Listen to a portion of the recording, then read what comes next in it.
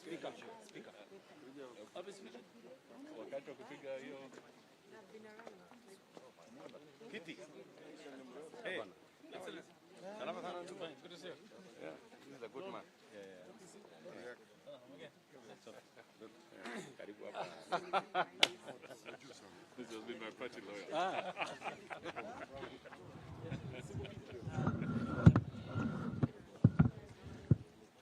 Are we ready? When we are ready, tell me. Good people, are we ready?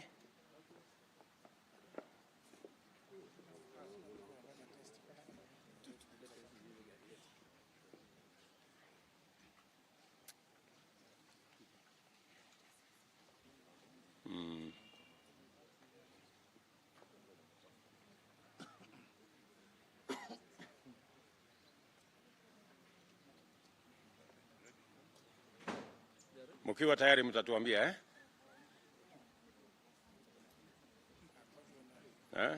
Kuna mtu atatuambia ama Tuko sawa? Hamna sauti? Aya. What is the no, it's okay. I think just weka pale. Yeah. Is the sound there now? Iko sawa?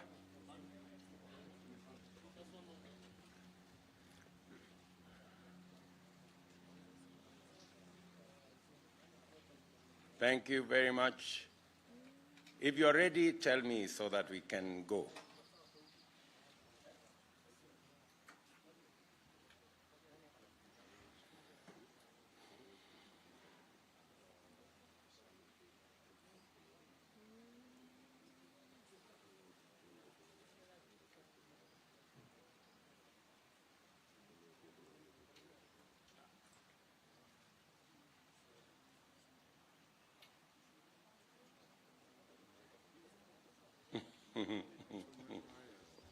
There are too many wires all over the place.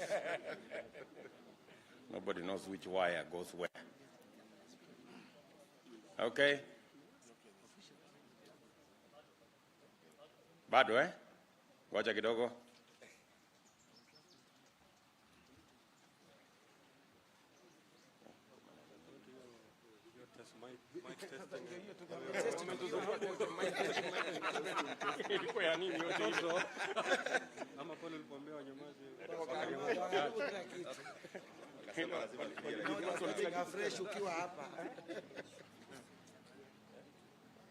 Ile mic testing yote mlikuwa mna so that because when you stand you can't be seen. Oh yeah.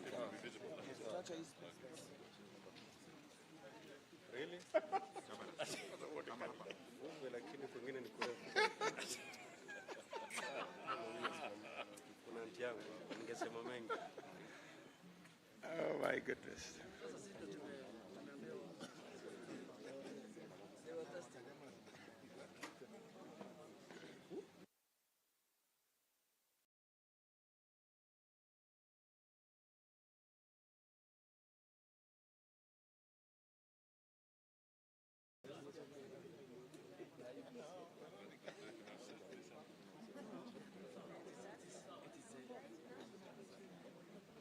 Okay, are we done? Well, we did insist that we are going to reset the politics of the Republic of Kenya. We committed to the country that we are going to change the foundation of our political discourse, and that the politics of our nation is no longer going to be about leaders, positions, and the mere sharing of power. That we are going to move our politics and create a new foundation where the politics of our country is going to be canvassed around issues, around the people, around empowerment, and around how to change the lives of the people of Kenya.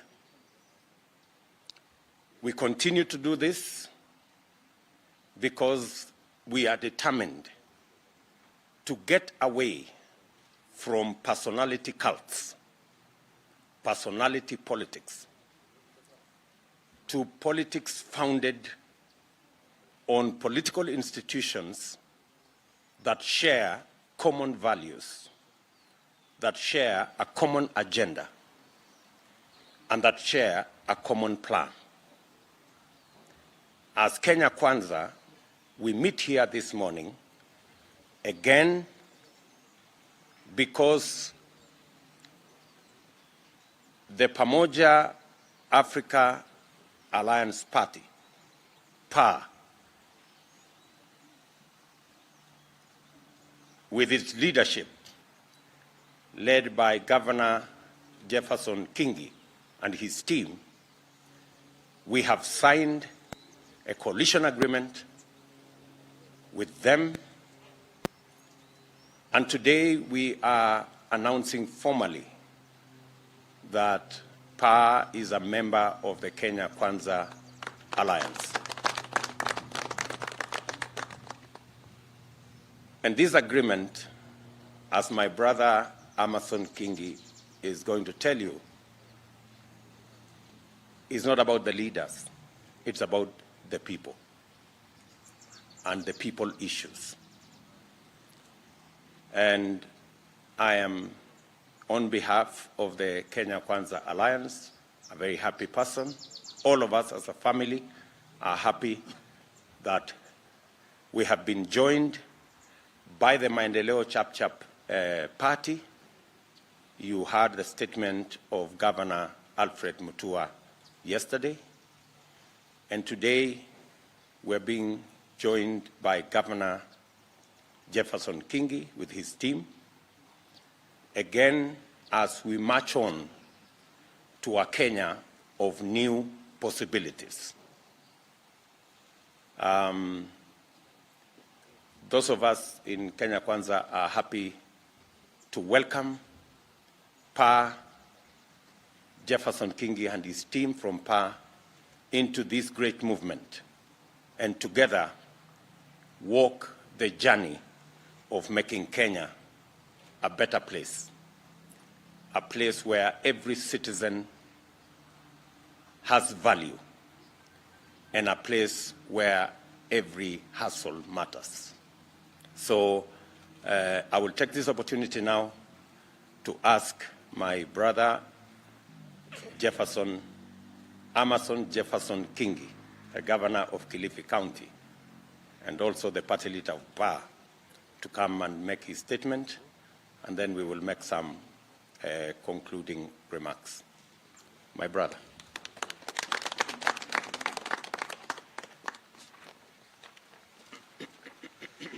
Thank you, Your Excellency.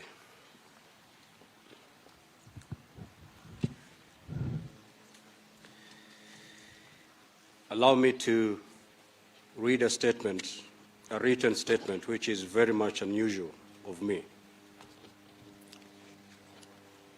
On the 8th of May, 2022, Pamoja African Alliance signed a coalition agreement with Kenya Kwanza Alliance. This was after a series of consultative meetings with Pamoja African Alliance stakeholders that ended with PA's NEC passing an official resolution to join Kenya Kwanza Alliance. PA, as a political party, was founded to pursue a buffet of both local and national objectives. Due to the historical and continued marginalization of the Coast region, Pamoja African Alliance prioritized 3 agenda items so as to address this endemic vice. The first is the land question at the coast. The second is the region's economy. And the third is inclusivity in mainstream public service of the coastal parcel. Since Pamoja African Alliance was not fielding a presidential candidate for the 2022 general elections, and in order to pursue and achieve these objectives, Pamoja African Alliance had to look for a suitable partnership that was willing to specifically commit to address these three main issues affecting the coastal population. Initially, Pamoja African Alliance had hoped to join the Azimio political configuration. Unfortunately and regrettably, Pamoja African Alliance had to opt out midway of Azimio for three fundamental reasons. Reason number one, why we walked away from Azimio: the legal process for PA to be legally in Azimio could not be completed, as it was frustrated by the flat refusal of Azimio to make available a copy of the Azimio agreement, which would have enabled PA to table the same before our neck for ratification as demanded by the party constitution. Reason number two, the dealings in Azimio are shrouded in disturbing deep secrecy and mistrust. Consultations and decisions are made by a few and forced down the throats of the majority of the constituent parties. Number three, due to the above two reasons, it became difficult for PA to pursue its three-item agenda for and on behalf of our people within the Azimio configuration. Apart from the usual rhetorics during political gatherings, there is absolutely nothing to show in terms of commitment for the coastal people in the Azimio configuration. In the past and during campaigns, presidential candidates have always verbally promised the coast people heaven, only to forget what they promised once they got into power. This time, the coast people were not going to accept anything short of a written commitment that can legally be enforced. Therefore, as a party, we had to seek for alternative partners who were willing to commit in writing the implementation of the three primary agenda facing the coastal people. After short but deep and intense engagement with the Kenya Kwanza Alliance partners, PA signed a pre-election agreement detailing how the three agenda items will be addressed immediately Kenya Kwanza Alliance forms government after the 2022 general elections. And for avoidance of doubt, the agreement provides, amongst other things, that upon winning the presidential election scheduled for the 9th of August 2022, Kenya Kwanza Alliance administration shall ensure the following within the 2022-2027 development cycle. Number one, reverse all operational changes that have been carried out in the recent past, whose effect has been to relocate some of the core activities of the Kenya's main seaport from Mombasa to inland depots in Nairobi and Naivasha. To this end, the necessary administrative and legislative measures shall be undertaken within a year, effective 9th August 2022. As you're aware, the port operations have all been moved inland, and that has caused immeasurable sufferings to the people of the coast region. Hence the need to reverse that. Two, put in place necessary reforms to ensure the Port of Lamu brings measurable employment and other economic benefits to the local communities. Three, revive the cashew nut, coconut, and bixia industries, especially in the coast region, by funding the same. Four, involve local communities in the management and benefit sharing of the resources associated with the blue economy. Five, establish a benefit sharing arrangement between the national government and the local communities in the coast region in respect to mining and other natural resources. Six, review the Coast Guard Act and other laws to enhance the protection of local communities' fishing and other economic activities. Number 7, address the historical land injustices, especially at the coast, including necessary reforms of relevant laws and the setting up of a land compensation fund to assist the locals to progressively acquire or purchase land from absentee landlords. To this end, budgetary allocations shall be provided for to achieve these aims effective 9th August 2022 for the entire 5-year period. Number 8, promote inclusivity of residents of the coastal region into the management and equitable benefit sharing of the national assets located at the coast. Lastly, ensure equitable representation of residents of the coast region in national government appointments and the equitable representation in all cadre of civil service, disciplined forces, Kenya's diplomatic staff, and all sectors of the public service. So these are the core issues that PA brought to Kenya Kwanza, and we are happy to announce that all these issues have been captured well in the written agreement that was signed on the 8th of May between PA and Kenya Kwanza. Now, for the reasons outlined above, we have no doubt that once Kenya Kwanza Alliance forms government, a new chapter that will bring hope to our people will officially begin. You must have noted in my statement that our coming to Kenya Kwanza has got nothing to do with individual positions. We are not interested. Ours is to make sure the problems facing our people are given priority.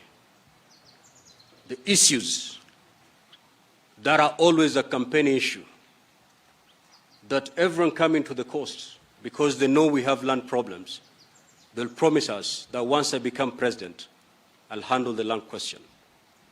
For over 60 years, prior to independence and even after independence, that has always been a promise of anyone wanting to get the 2 million votes at the coast.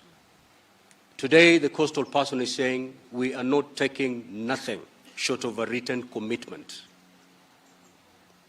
And we're happy that we couldn't get this in Azimio, but Kenya Kwanza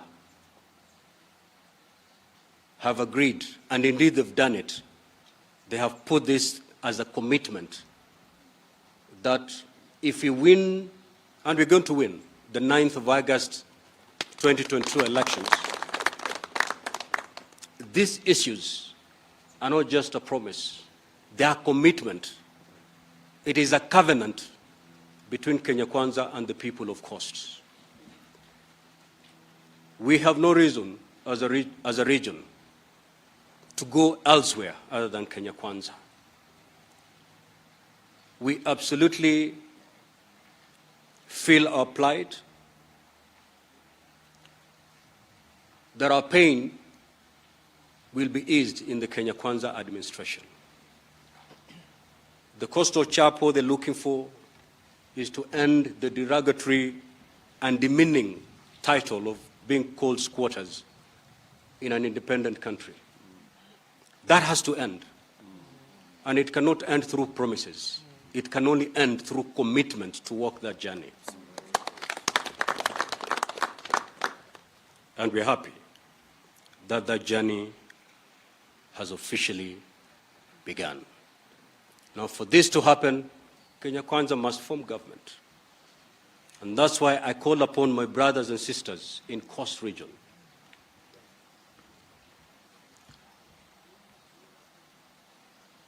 that the failing of Kenya Kwanza to capture government on the 9th of August 2022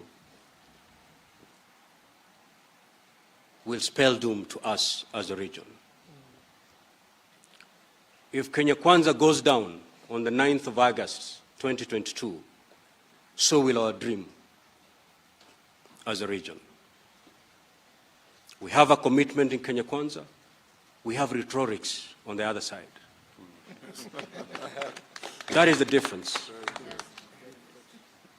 We have been accused of all sorts after signing this agreement, that we've been playing both sides. We have been told that we were demanding to get a copy of the agreement because we wanted to use it to benchmark. To benchmark what? Kenya Kwanza and Azimio are two different legal entities. One is a political party, the other is a coalition. So how do you benchmark the two? If you want to fly a plane, you don't go to a car yard to benchmark. But we know why we're here. Our reason to come to Kenya Kwanza is driven by the desire to finally find a solution to the problems facing our peoples. But we felt there was something missing.